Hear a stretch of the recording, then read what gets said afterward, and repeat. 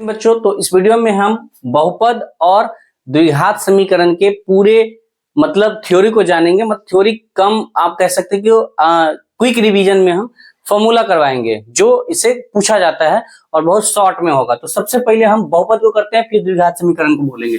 देखिए, बहुपद का जो सिंपल फॉर्म होता है, आप कैसे पहचानेंगे कि बहुपद है? तो बहुपद का सिंपल फॉर्म होता है ax² plus bx plus c।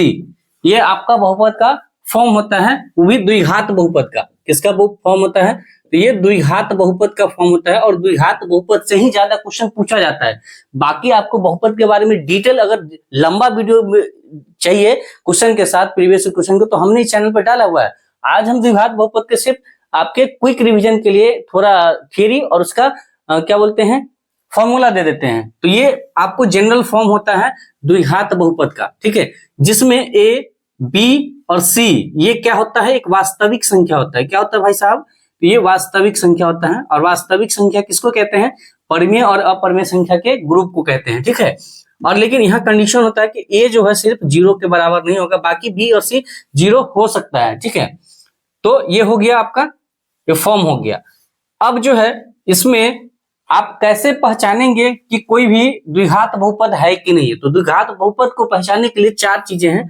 सबसे पहले कि आपके x का जो पावर है, x का पावर वो आपका नकारात्मक ना होना चाहिए, नकारात्मक नहीं होना चाहिए, यानी निगेटिव नहीं होना चाहिए, नहीं होना चाहिए, है ना, नहीं होना चाहिए।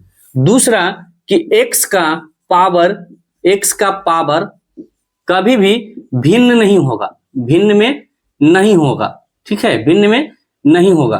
तीसरा कि x जो है कभी भी रूट में नहीं होगा, रूट में नहीं होगा, नहीं होगा। और तीसरा, चौथा कि x का जो पावर, x जो है कभी भी हर में नहीं होगा, हर में नहीं होगा, नहीं होगा। ये आपको पहचानना होगा।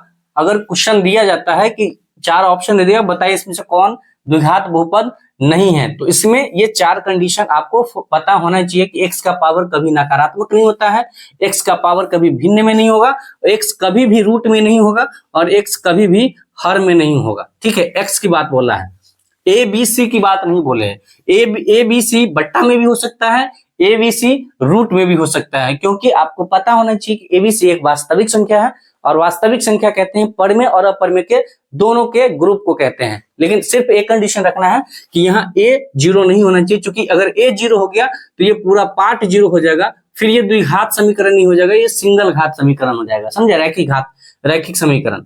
अब इसमें जो पूछा जाता है वो पूछा जाता है इसमें शून्यकों की संख्या। शून्य क्या होता है कि x का वो मान, x का वो वैल्यू जो इस बहुपद में रखने पर पूरे बहुपद का मान 0 कर देता है। तो इसको हम, चूंकि ये द्विघात बहुपद है, इसमें इसलिए घात, इसमें जो है शून्यकों की संख्या 2 होती है, यानी x का 2 मान होता है, ठीक है। तो उसको हम बोलते हैं, एक को बोल देते हैं अल्फा और दूसरा को बोलते हैं बीटा। तो पहले हम इसको मिटाते हैं, इसका स्क्रीनशॉट ले लीजिए, नहीं तो इसको आप नोट डाउन कर लीजिए कहीं भी, ठीक है। अब जो शून्यक की बात हो रहा है, तो शून्यक इसके 2 होते हैं। शून्यकों की संख्या पूछा जाता है, तो शून्यकों की संख्या जो है अधिकतम संख्या वो 2 होती है और न्यूनतम होती है 0। इसको भी ध्यान रखिएगा। एक बार क्वेश्चन पूछा गया है कि बताइए द्विघात बहुपद में शून्यकों की अधिकतम और न्यूनतम संख्या कितनी होती है? तो अधिकतम 2 होती है, न्यूनतम 0 होती है। अब शून्यक होता क्या है? तो शून्य को, एक को हम अल्फा मानते हैं, दूसरा को बीटा मानते हैं। अब अल्फा और बीटा इसके बीच भी कुछ संबंध होता है, जिसको हम शून्यकों का योग कहते हैं। क्या कहते हैं? शून्यकों का योग।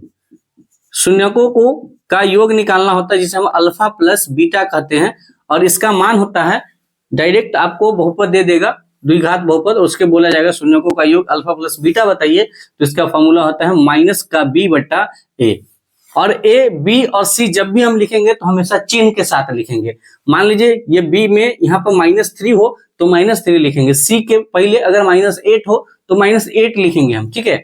और उसके बाद ये फॉर्मूला लगाएंगे माइनस बी बट्टा ए।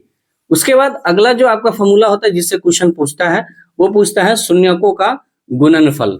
क्या होता है, शून्यकों का गुणनफल, और इसे हम बोलते हैं अल्फा इंटू बीटा, और इसको निकालने का फॉर्मूला होता है सी बट्टा ए, यानी कांस्टेंट पार्ट बट्टे एक्स स्क्वायर का कोफिशिएंट। ये दो आपको पूछेगा, लेकिन किसी क्वेश्चन में मान लीजिए कि ये भी दे दिया है, शून्यकों का योग भी पता है और शून्यकों का गुणनफल भी पता है, फिर आपको कहेगा कि भैया द्विघात बहुपद बताइए, द्विघात बहुपद कैसे आप निकालेंगे।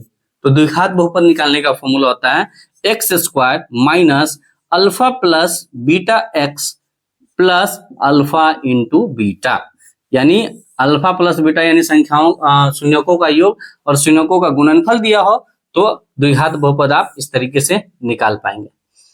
अब द्विघात हम समीकरण के बारे में बात करते हैं। द्विघात बहुपद में इतना ही आपका होता है ना। जैसे हम एक एग्जांपल लेके अगर क्वेश्चन लेके हम बताएं तो सपोज करिए कि ये एक फॉर्मूला है एक्स स्क्वायर माइनस 6x है ना प्लस 5, ये हो गया द्विघात बहुपद। इसमें हमको अल्फा प्लस बीटा और अल्फा इंटू बीटा निकालना हो तो उससे पहले हमको अल्फा और बीटा निकालना होगा, ठीक है। तो अल्फा प्लस बीटा का डायरेक्ट योग निकालना हो तो हम क्या करेंगे, अल्फा प्लस अगर बीटा निकालना हो तो अल्फा प्लस बीटा हम डायरेक्ट माइनस बी बट्टा ए करेंगे, और माइनस बी क्या आ जाएगा, तो माइनस का माइनस रहेगा और बी क्या हो जाएगा, तो ये चिन्ह के साथ जाएगा तो ये माइनस बी होगा, और बट्टा में ए क्या है, एक्स स्क्वायर के आगे कुछ नहीं है तो एक है तो बट्टे में एक हो जाएगा, ठीक है। तो यहाँ पर माइनस बी के जगह पे क्या हो जाएगा, माइनस का 6 और माइनस माइनस क्या हो जाएगा, प्लस का 6 बट्टा ए, यानी अल्फा प्लस बीटा 6 हो जाएगा। और अल्फा इंटू बीटा की बात करें तो ये सी बट्टा ए होगा, और सी कितना है 5 और ए कितना है 1, तो इसका 1 हो जाएगा, ठीक है।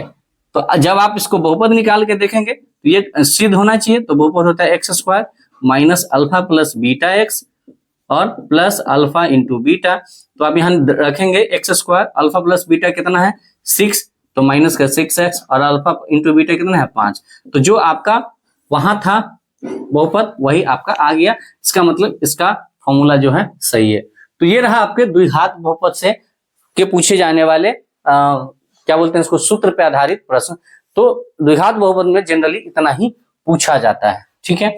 अब द्विघात समीकरण की बात कर ले तो द्विघात समीकरण में भी सारा प्रोसेस वही होता है, बस क्या होता है ये जो समीकरण है इसके इक्वल टू में 0 कर दीजिए। 0 नहीं लगा था तो द्विघात बहुपद था, और 0 लग गया तो ये द्विघात समीकरण हो गया। बाकी सारा फैसिलिटी और ये जो क्वालिटी है सब बहुपद वाला है, यानी ए यहाँ भी नॉट इक्वल टू 0 होगा, ये बी सी वास्तविक होगा। इसमें शून्यकों की जगह पे क्या हो जाता है, मूलों की संख्या हो जाता है ना। शून्यक और मूल दोनों सेम चीज है, यहाँ पे आपको मूलों की संख्या पूछेगा, है ना। शून्यक हटा देगा द्विघात समीकरण में, यहाँ मूल पूछेगा तो मूलों की संख्या वही होता है। और अल्फा बीटा यहाँ भी मानते हैं, यहाँ शून्यकों का योगफल के जगह पे हो जाएगा मूलों का योगफल, क्या हो जाएगा, मूलों का योगफल अल्फा प्लस बीटा, फॉर्मूला यही रहता है।